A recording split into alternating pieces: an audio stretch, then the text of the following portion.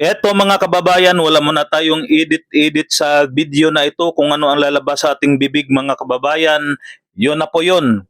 Kung ano man yung sasabihin natin, kung ano yung reaksyon natin dito sa pinagsasabi nitong si Erwin Tulfo. Nako, pwede bang bawiin ko na lang yung boto nito nung nakarang taon, nung nanalo ito sa pagkasenador? Kasi hindi ko na talaga gusto, nasayang yung boto ko dito sa tao na ito. Ano kaya mga kababayan, pwede ko bang bawiin yung boto ko dito sa Erwin Tulfo na ito? Ano ito ng Senado mga kababayan eh? Piling siga ito sa Senado eh, no? Mantakin nyo mga kababayan, binigyan ng pagkakataon si Senator Robin Padilla na magsalita. Aba, ay pinuna nitong si Erwin Tulfo. Ha? Pinuna niya ang kapwa niya senator mga kababayan dahil hindi ko no sakop yung mga sinasabi ni Robin Padilla doon sa pinag-uusapang impeachment. So pakinggan muna natin itong pinagsasabi sa hindi ayoko na tawagin itong senador eh. Nawala na ako ng gana talaga rito sa Bindalo na ito mga kababayan. Yan. This impeachment court was established to try the Vice President of the Republic. Ang punto ko po rito, kasi napapansin ko po ilang araw na nagagamit po natin ang impeachment court, ang oras po ng impeachment court sa pagpapaliwanag. Naintindihan ko po ang posisyon ng aking kaibigan, si Senador Robin Padilla. Yung kanya pong piling siga sa mga senador, kapwa niya senador. Gusto ko po sana ipaalala sa ating presiding officer, nakakairita na itong si Bindalo mga kababayan, nakakainit ng ulo. Ginagamit na rules ngayon. Pwede po ba yung mga problema po labas sa impeachment court na ito o labas sa kaso ng Vice President ay dadalhin natin dito? Pasigaw-sigaw ka pa dyan, akala mo ganyan na ganyan ka sa sana kay Vice President at kay Vice President lamang. Kung hindi ka pa senador, kung paano mo tirahin sila Hontiveros at saka Kiko Pangilinan, no? Patungkol lamang po sana sa impeachment ng Vice President. Kasi dito pong mga nagdaang araw, Mr. Presiding Officer, Senate President, mga kasama, napansin ko po na nagagamit ang oras po ng impeachment court sa pagtatanggol po ng mga nakaraang araw ng sarili ng ilan sa mga kasamahan natin sa mga akusasyon. This is not the right forum and the right venue and not the right time to explain your situation. Kung gusto po ninyong mag-eksplika ng inyong mga saloobin, problema, maaari naman po ninyong gawin yan sa labas po ng oras ng impeachment court. Maaari pong sa press conference, nandyan naman po ang Senate media. Anytime po, nandoon sila sa Senate briefing room, press briefing room. Maaari din po sa Facebook o sa YouTube magpaliwanag. Huwag po nating gamitin ang oras ng impeachment court sa pagpapaliwanag o sa pagtatanggol ng ating mga sarili simula pa po noong nakaraang linggo. Because the time we waste here to defend ourselves, defend what we believe or what have you, is an injustice to the Vice President.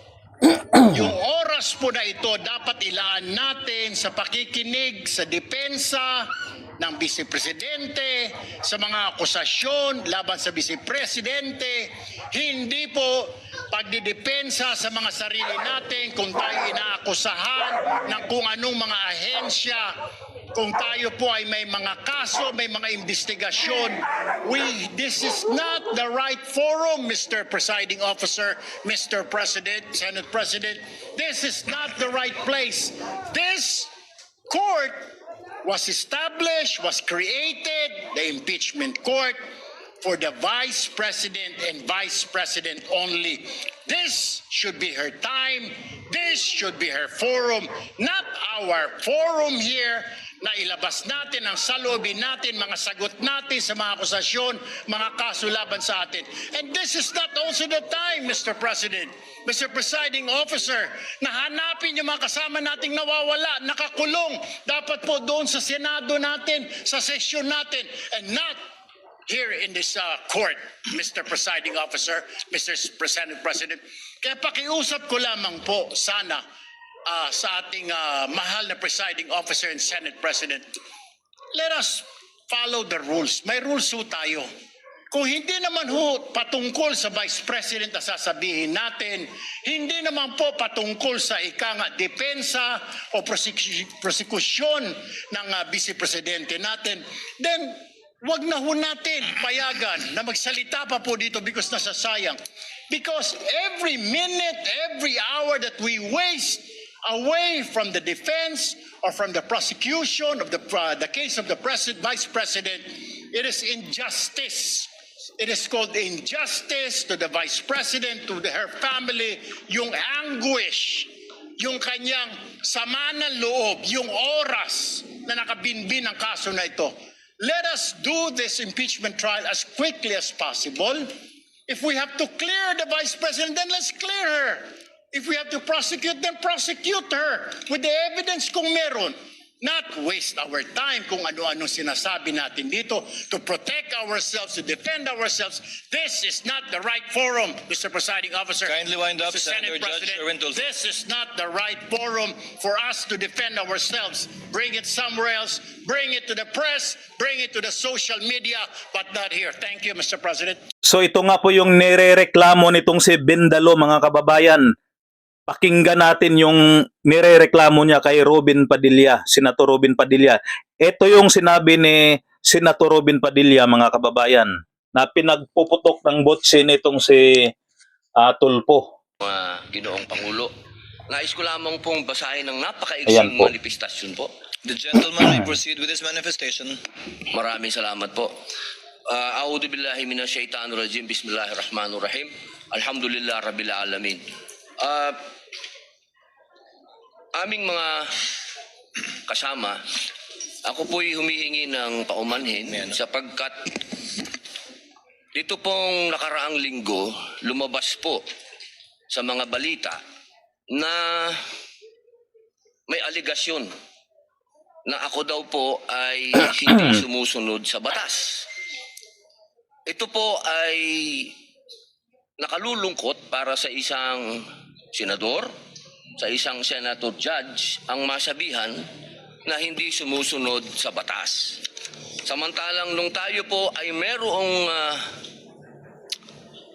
mahal na saksi dito, pinaalala po natin sa kanya na harapin ang batas. Noong nakaraang linggo, ang ating pong kaibigan na ombudsman, ang sinabi po ng mahal na ombudsman na ako daw po ay hindi sumunod sa kanilang pasabi na mag-file ng aking counter affidavit. Nakakalungkot po ito sapagkat hindi po ito totoo. Inaamin ko po sa inyo kung ICC lang, hindi po talaga ako susunod. Hindi ako magpapasakop sa ICC. Pero dahil ginagalang ko po ang ombudsman, dahil siya po ay aking kaibigan na itinuturing, dahil nagkaroon na po kami ng napakahabang kwentuhan sa aking opisina nung siya po ay kalihim ng hustisya, nag-file po kami. Ito po, hawak ko po ang original. Dahil sa akin po, importante ang original. Ito po ang original, nakalagay po dito. Nag-file ako. Nakalulungkot po na pati ang media ay nakikisama sa ganitong klaseng propaganda na ang isang senador ay hindi sumusunod sa batas. Isang senator judge. Ito po, maaari ko po kayong bigyan ng kopya, mga mahal kong kasama, para mapatunayan na hindi ko po kayo ilalagay sa kahihiyan. Ako po ay nag-submit ng aking counter affidavit.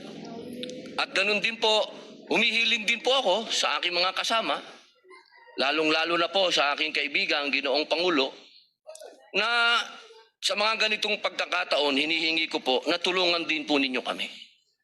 Na maipaliwanag din po namin sa media na meron din po kaming mga pagkakataon na ipagtanggol din ang aming sarili at kami wag husgahang kagad na kami hindi sumusunod sa batas. Yun lamang po, Ginoong Pangulo at tagapangulong hukom. Maraming salamat. Senator Ayan lang naman po ang sinabi ni Senator Robin Padilla, mga kababayan. Ano bang pinagpuputok ng butsi nitong si Senator, itong si Tulfo? Kung tutusin, mas mahaba pa yung kanyang pagdadakdak dyan, mga kababayan. Mas mahaba yung minuto na pinagdadakdak nitong si Tulfo kung ikukumpara sa mga maikling sinabi ni Senator Robin Padilla. Yung sinabing ito ni Robin Padilla, mga kababayan, ito yung fake news na pinaglalabas ng mga media kung saan hindi kuno nagbigay ng counter affidavit itong si Senator Robin Padilla sa kay Boying Remulla. Yung kumalat na yun, mga kababayan, ay wala palang katotohanan. At yun nga, ang ini-explain o pinaliwanag ngayon ni Senator Robin Padilla kung saan bit-bit niya ang original na kopya na katunayan, mga kababayan, na tumugon siya sa kailangan ng ombudsman. Pero ang pinapakalat nga po sa mga bayarang media, mga kababayan, ay kung ano-ano. Hindi daw tumugon si Senator Robin Padilla. Ginawan si Senator Robin Padilla ng fake news. Kaya yun, nagpaliwanag siya, mga kababayan, at bit-bit niya yung ebidensya na katunayan. Tumugon siya doon sa gusto mangyari ng ombudsman na si Boying Remulla. Balik tayo kay Tulfo, itong si Bindalo, Erwin Tulfo, mga kababayan. Ito, na high blood talaga ako nung napanood ko yung yung kanyang video, mga kababayan. Tumaas yung dugo ko rito sa kay Erwin Tulfo. Grabe. Akala niya bodyguard niya o driver lamang niya si Senator Robin Padilla, no? Kung pagsabihan niya sa mismong korte, may punto naman itong si Tulfo. Pero ikaw ba naman, sa 2 minuto lang yata nagsalita itong si Senator Robin Padilla, hindi mo pa mapagbigyan. Samantalang ikaw nagdadakdak ka dyan, ang dami mong sinasabi, nilalamon mo yung 3 minuto hanggang 4 na minuto na pagdadakdak mo dyan, ganun din Nagdadakdak ka dyan, Erwin Tulfo, nagdadakdak ka dyan, ganun din ginamit mo rin yung yung impeachment court, ginamit mo sa pagdadakdak mo na wala namang kabuluhan. Sinabi ni Senator Robin Padilla na kaibigan daw niya, sinita niya dahil naglabas ng hinaing patungkol doon sa fake news na kumalat na hindi daw nag-counter affidavit kay Boying Remulla. Itong si Bindalo, ikaw Bindalo kasi ano ka no? Tuta ka ng Malacanang. Member ko at member ka ng Malitagang. Hindi po ako nagsabi niyan. Ang nagsabi niyan yung Malita Boys, yung ex-Marines.